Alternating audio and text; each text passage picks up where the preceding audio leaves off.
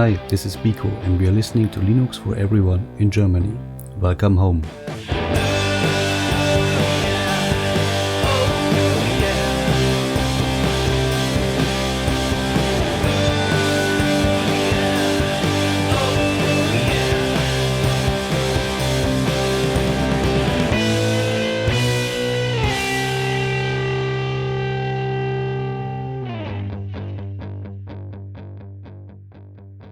Hello, my friends, and welcome back to Linux for Everyone. This is the podcast about desktop Linux open source software and the people creating and enjoying it.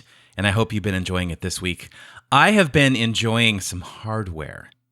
But before we get into that, I wanted to let you know that Lana is back. Our schedules finally synced up, and she is here to talk about her first experience with Ubuntu and with Linux in general in over 12 years. That's coming up in just a few minutes, but first, I promised you a double discovery of the week, and you're gonna get it. This first one came to my attention probably 30 minutes before I sat down to record this episode. So I want to give a special thanks to Phil over in our Telegram group, that is Linux, the number 4 everyone over on Telegram, and also to gamingonlinux.com. Liam covered it over there.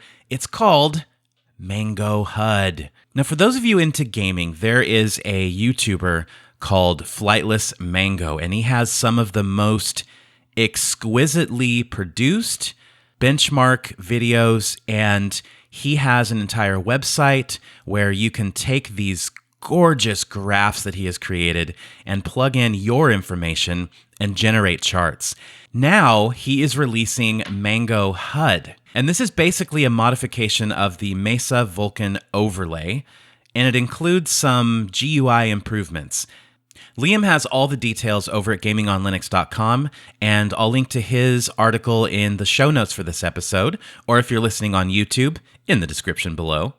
So, as Liam says, this enables you to get a heads-up display on your games with fancy details like frames per second and frame timings, GPU and CPU utilization, GPU and CPU temperature reporting, and more. Of particular interest to me is that MangoHUD also incorporates some benchmarking capabilities. So Liam says that with the tap of a button, you can record stuff like FPS, CPU, and GPU utilization.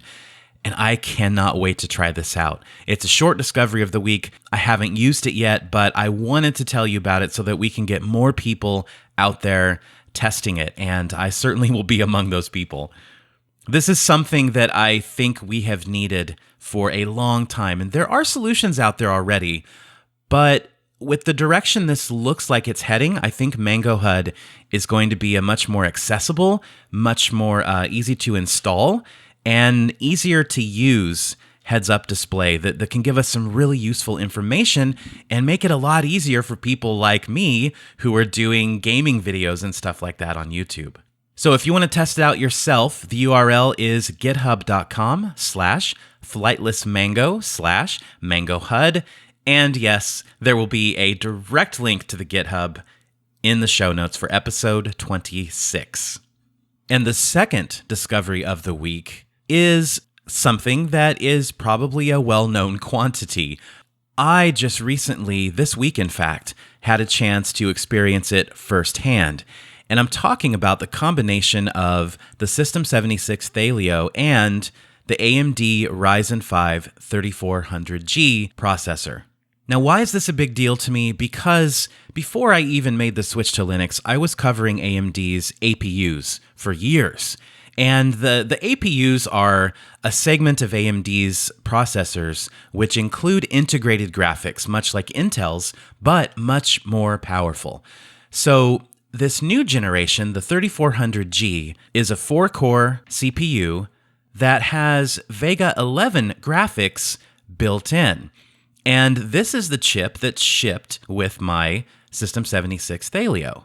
And I have finally gotten my hands dirty with the system, and I wanted to put it to the test for gaming and multitasking. What can this thing do without a dedicated Radeon or NVIDIA GeForce card? Now, if you want the full impact of how cool this is, I would suggest watching the video that I uploaded to YouTube and to Library. You know where to find links to both of those.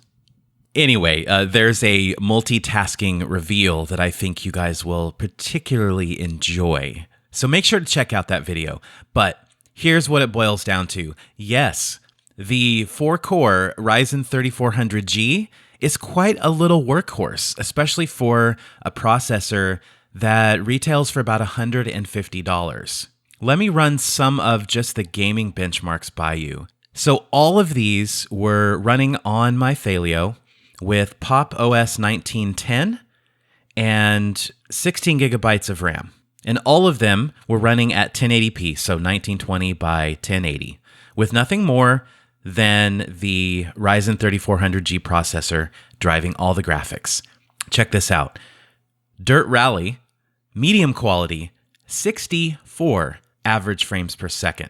How about Dirt Rally on ultra quality at 1080p, 42 FPS?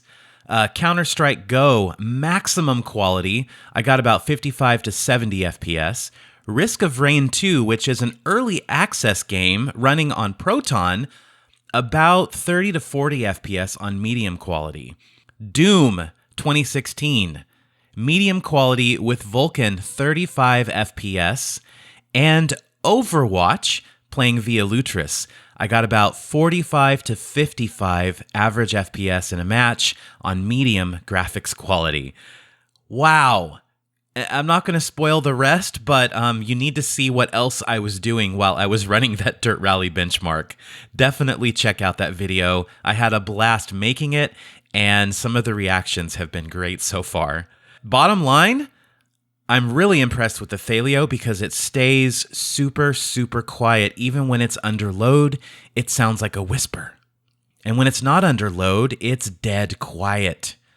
So more exploration is needed, but I just wanted to briefly touch on one of my first experiences with the 3400G inside of the Thalio.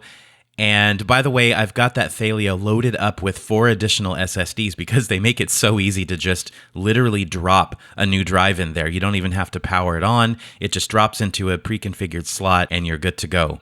So I'm doing a lot of distro testing over the coming weeks because a lot of you have told me, hey, really respect that Pop! OS is great for gaming, but you really need to try Manjaro 19. You really need to try Salient OS. And so I'm going to try both of those, and I'll report back here at some point, as well as having some videos up on YouTube and on Library. Just a quick bit of housekeeping before we chat with Lana about Ubuntu. I just want to thank everyone who showed up to the Destination Linux Network game night last weekend and helped us raise more than $700 more for our charity Free Geek in just a matter of hours. It was so much fun, and you guys were so generous, and everyone who showed up or shared the link or commented or, watched and donated, thank you, thank you, thank you. You guys are helping us make a big difference.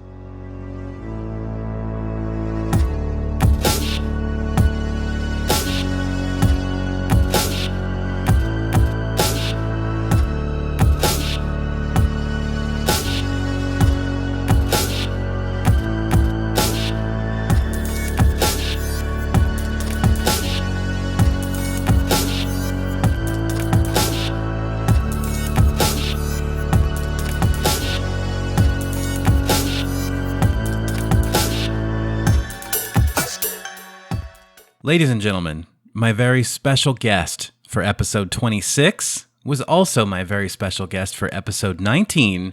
Please welcome back Terminal Girl, aka my wife, Lana. So hi everyone, it's good to be back. I know that episode 19 was a while back. We traveled to Nepal, and so I spent 23 full days away from PC or laptop or anything. The reality of coming back from a vacation struck, and so here we are. Now, for those of you who might be new to the show, if you have not heard episode 19 yet, this isn't exactly spoiler territory, but you might want to listen to that because that explains how Lana actually was into Linux way before me. And we hear a little bit about her history and what she is looking forward to in her new Linux journey. That journey involved her trying Ubuntu for about a month after using Windows for about the last 12 years or so. The reason why why we decided to start me again with Ubuntu is because that was the distro that I used 12 years ago when I was using Linux. And one of the things that Jason and I agreed on is that he's going to give me sort of challenges for each distro, just so I have something to compare it with. So I can try certain things on each distro, so I can, let's say, make some kind of an objective opinion on it. But let's face it, like every opinion is slightly subjective. Yeah, so some of those challenges might be things like installing a program from the terminal or customizing the desktop or even installing a different desktop environment. So as we go on through this little experiment, the goal is to see if Lana will want to stick with a certain Linux distribution based on her experiences with multiple distributions. So you spent about a month with Ubuntu 19.10. And do you want to talk just a little bit about kind of your general impressions of Ubuntu as someone coming from using Windows at work all day long? Well, first of all, when I saw Ubuntu once again on my desktop, I was just ecstatic. It's something that I used so long ago and I had so much fun with. So for me, I was just so excited to see it again. So of course, the second I saw it, I just wanted to try it out. I wanted to see how does it work? But the biggest thing for me was, well, if you listen to episode 19, you know that the reason why I decided to switch back to Windows is because I couldn't play World of Warcraft. And this was the thing that I really wanted to test out straight away. Well, let's just say that the first thing I wanted to do is install World of Warcraft and start playing it. And that's not something that happened. But what you did manage to figure out was how to install Lutris, which is a great piece of software that kind of automates all the headaches surrounding, using Wine to play Windows games. So you installed Lutris, and then we ran into a giant obstacle, which I hadn't encountered when I tried to play it with you. You were playing on Windows, and I was playing on Linux about 2 years ago. And this wasn't an issue then, but it was an issue now. And we both were actually sort of banging our head against the wall, trying to figure out what was wrong. It just would not launch. It would launch into the character select screen, but then when you went in to load the world, it would just say, nope, sorry. We ended up tracing it back to a GitHub page, which instructed you to install a cache folder from a Windows installation of World of Warcraft into your Linux installation of World of Warcraft. And that solved the problem. And I've done it a few times since on my systems, and it seems like a piece of cake now, but it was certainly not something that was intuitive at all for a new Linux user. Yeah, I definitely agree with that. So I know that you especially wanted my first experience with coming back to Linux to be perfect. I was once again in front of Linux and I couldn't play World of Warcraft. I mean, surely, I knew that there was some kind of solution to it, but the thing is, I don't want to be forced to Google stuff and to be forced to figure things out. I understand that there are certain issues and there are certain bugs that you just have to get your hands dirty and just resolve it. But come on, this is World of Warcraft. I just want to play. Yeah, it's a fair complaint, and I was understandably disappointed and frustrated that was the outcome, because after all this time, I got her to sit down in front of Linux, and then the first thing that she ran up against was kind of a callback to the reason that she switched to Windows back in the gutsy Gibbon days of Ubuntu. Oh, you have to understand, he went above and beyond. He cleaned my entire work desk. He put a little cactus on there. He made everything all very nice and neat, because normally we have an office here and he uses both of our desks, but he really wanted me to have that perfect experience with Ubuntu. What was very, well, let's call it funny now, is that I encountered so many issues that he didn't encounter when he started using Ubuntu. But for some reason, I did. Looking back on this, though, I'm glad it happened in a way, because I think that as Linux advocates, sometimes we need a reality check. Sometimes we need to see what we love through someone else's eyes and recognize that the solution that might be easier for us is insurmountable to them. You know, we might be playing dozens of our favorite games through Steam Proton, but maybe the person that wants to switch to Linux just wants to play that one game. And if it doesn't work, then, you know, they might just go back to Windows or back to Mac. So I'm trying to kind of view this experience as a learning experience and something that can inform my dialogue with other people who want to switch to Linux, if that makes sense. What I think is very important here is that when you try out a new distro, you can read a lot about it, but you're still going to get that unique experience when you try it, regardless of what you try. And that experience is only yours. It also reminds me of a lot of conversations I've had on Twitter with a lot of you talking about video editing on Linux. And, you know, for example, Nick at the Linux Experiment, he has this entire series on YouTube about using Kdenlive, and he makes these incredibly polished, professional-looking videos with this great open source software. Then you'll see other people, including myself, who tried to get into Kdenlive and tried to make an earnest effort to learn it and to use it, but it just kept crashing or it had various other problems. And so I think that just reinforces the fact that everyone's experience could be different, and we have to keep that in mind when we're recommending things and when we're helping people with things. Our experiences are going to be different, sometimes even on the same distribution with the same software. Okay, well, I don't want to dwell too much on the negative stuff, but I did feel like having a little mini discussion about that because I thought it was important. What did you do besides trying to get World of Warcraft to run? What were some of the first things that you encountered and that maybe surprised you? One of the things that I use daily on my phone is Spotify. I listen to music all the time from the moment I get up to the time I go to bed. So this is one of the things that I wanted to try to install. And so, of course, naturally for me, I went into the browser and I went to Spotify's page and I wanted to install it. I know a lot of you listen to this from the US or any number of places where Spotify is available. So we live in Croatia, and Spotify is not officially available. The reason why I have Spotify on my phone is because I installed it while I was in the States. And going through their website, of course, I encountered the same old problem. Spotify is not available in your country. And then you came along and suggested an Ubuntu store. The Ubuntu Software Center, which has a lot of software, including software from what's called the Snap Store, which is a place where you can get a lot of popular software that is used on Windows and Mac as well.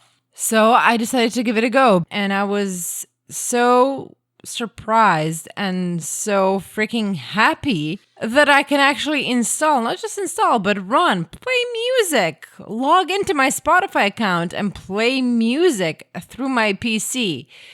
I completely understand that for majority of you, that's just a given. But for me, that was such a huge deal. Was there anything about the actual installation process that you noticed was different than Windows? It was very easy. I didn't have to go through the whole license agreements. I didn't have to agree to give them my firstborn and my 2 kidneys and so on. It was just very simple and very quick. Now, just so you don't think that this was a dream come true, I did run into some issues. Once again, issues that Jason never encountered. And I always encounter bugs, which is weird. So the issue that I had with Spotify, I would start playing a certain song, an album, whatever. And then I would go back to Spotify and search for something else. And click on another album, another performer to start playing, suddenly I would have 2 different albums, 2 different performers playing at the same time through my speaker. Now, if you're deadmau5 or Skrillex or something, you might think, hey, this is a good mix. So how did you feel about the way that Ubuntu looked? When I sat down in front of the PC, one of the things that I really liked is that everything was so intuitive. I knew where to go to find something. I knew what to click to go into my settings or to find something. So this is something that I really, really liked. Now, one of the reasons why I fell in love with Ubuntu is the cube. The cube.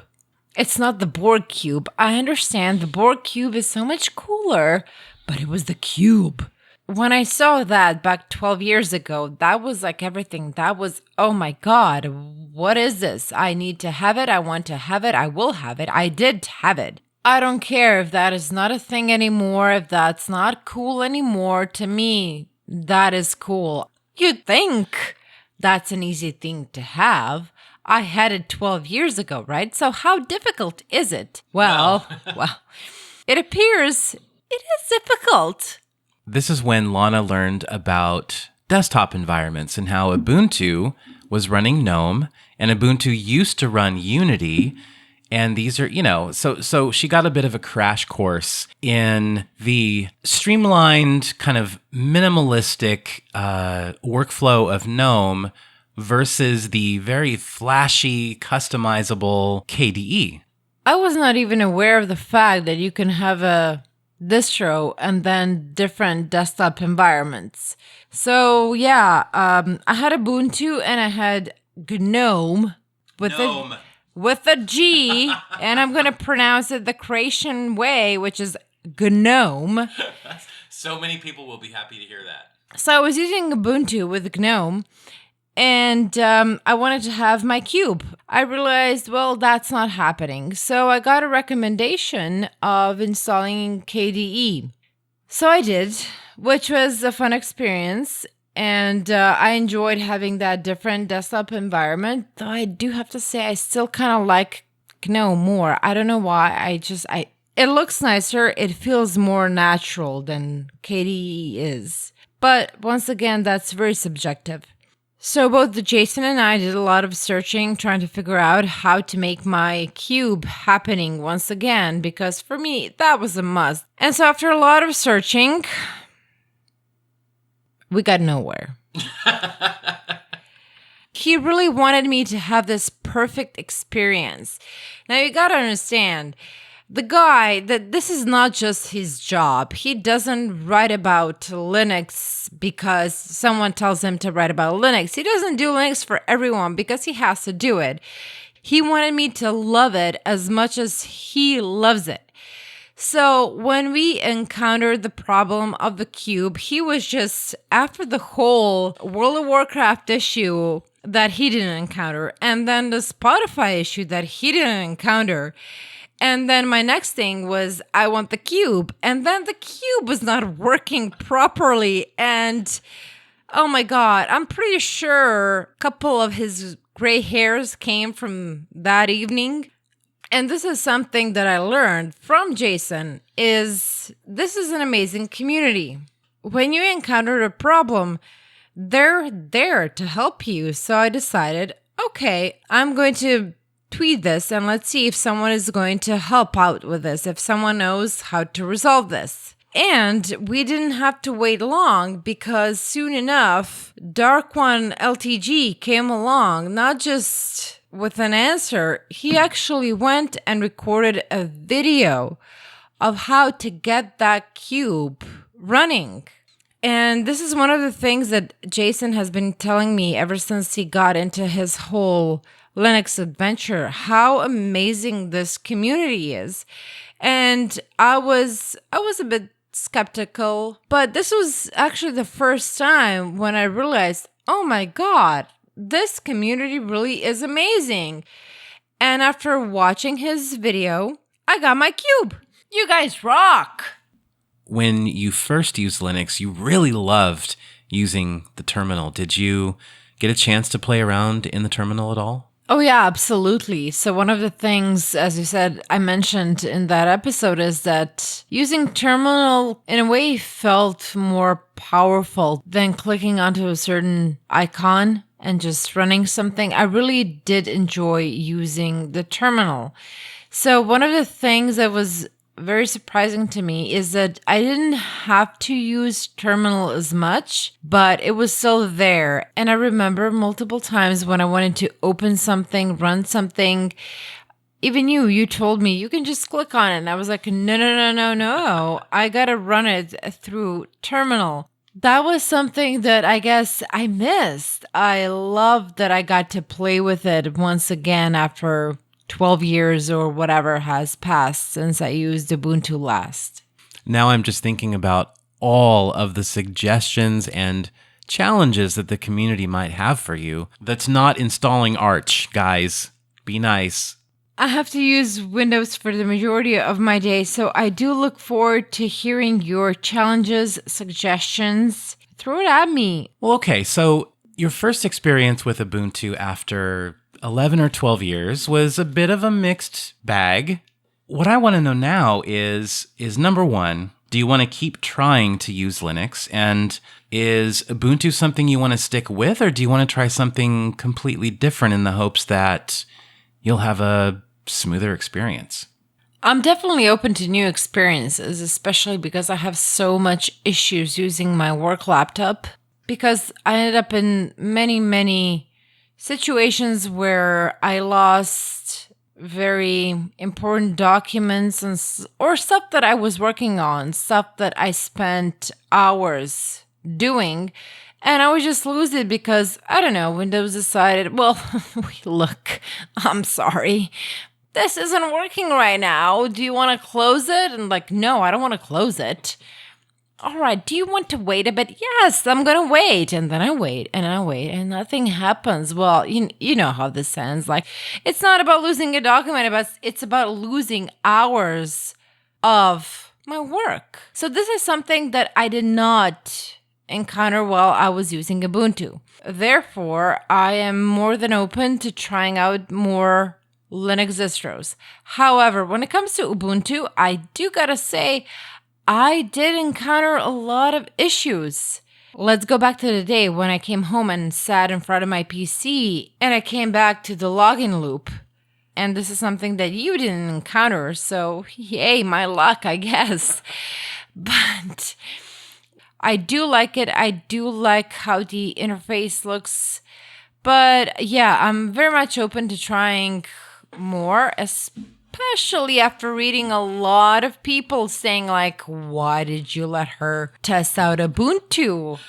Get her down to elementary. So, and there's this one, I cannot remember the name now, that, the evil people are cheering for. It's something that like self-destructs or something.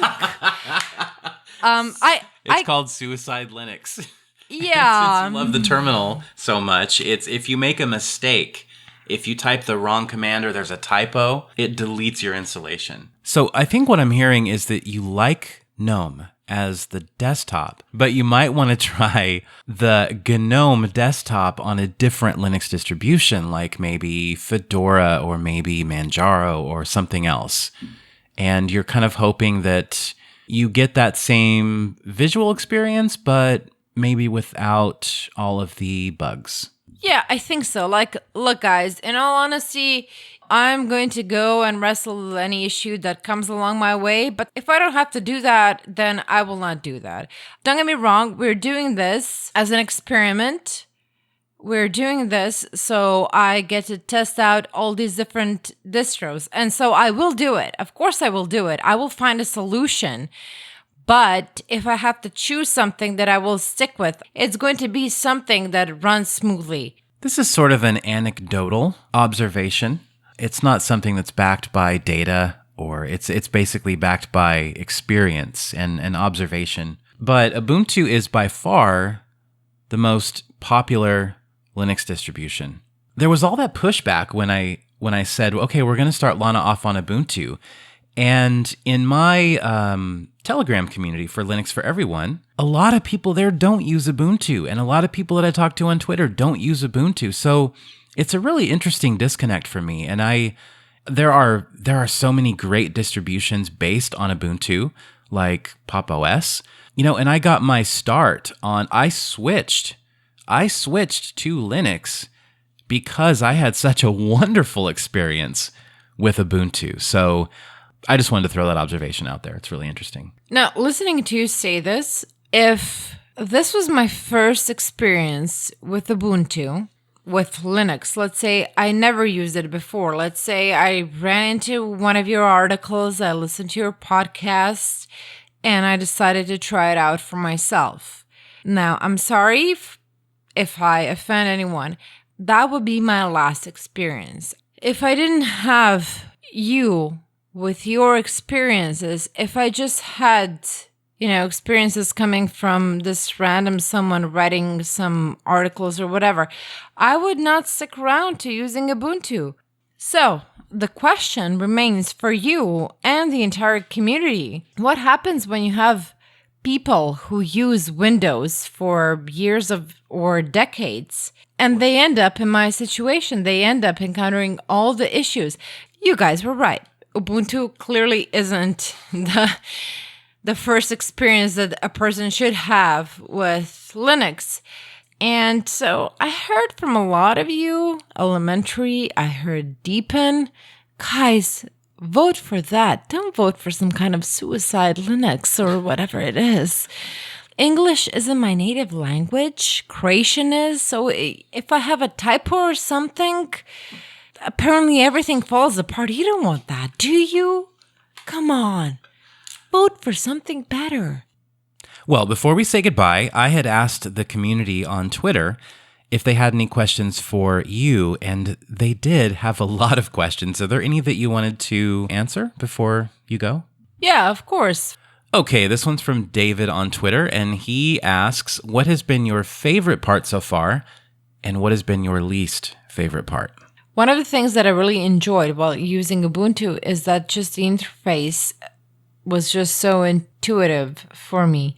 Everything was where I imagined it to be, so it was a very easy experience when it comes to that. I think we will ask our listeners what they think you should choose next based on your experience. I do gotta say, I really trust the community. I really like the people here. I really appreciate their help. So I'm really looking forward to seeing the results of the survey. Which distro should I use next?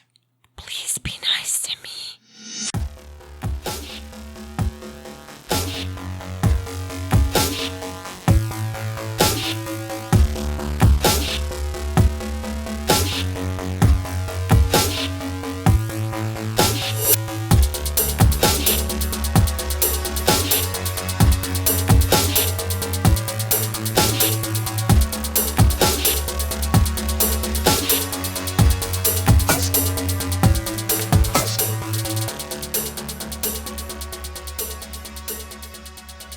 All right, everybody, that's going to do it for episode 26 of Linux for Everyone. As always, I know I say this a lot, but it's because I mean it.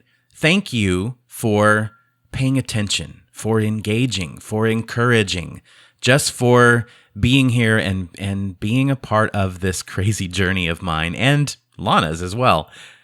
There are a ton of places on the web that you can follow me. There is YouTube, there is Library, there's Twitter, Mastodon, Facebook, Telegram. You can find all those links at linux4everyone.com. And until we speak again, take care and take care of each other. What? A little mini discussion? Do you know where you get that from? You get that from me talking to the dog. It's a little mini Gritska. It's a little mini...